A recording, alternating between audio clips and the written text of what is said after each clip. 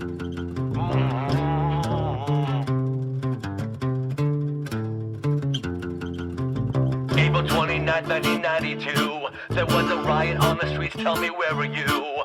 While you were sitting at home watching your TV, I was participating in some anarchy. The first spot we hit, it was my liquor store. I finally got all the alcohol I can't afford. With red lights flashing, it's time to retire. Then we turned that liquor store into a structure fire. The next stop we hit, it was the music shop. It only took one brick to make that window drop. And finally we got our own PA. But do you think I got this guitar that you're hearing today? Hey!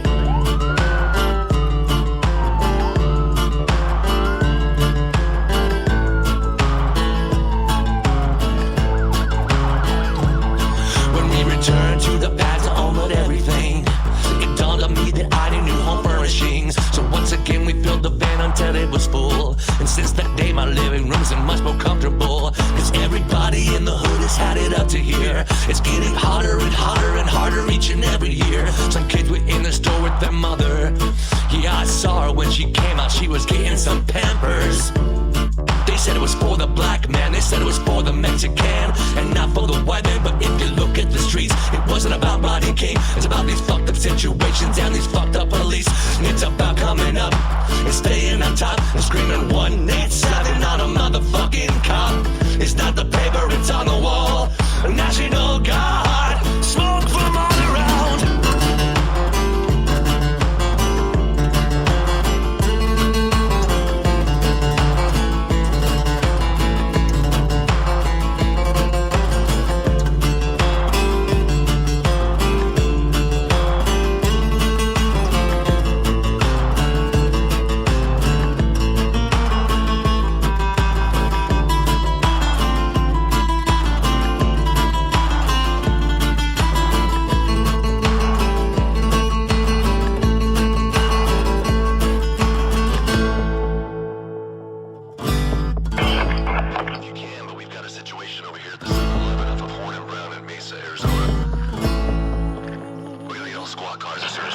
Let it burn, you wanna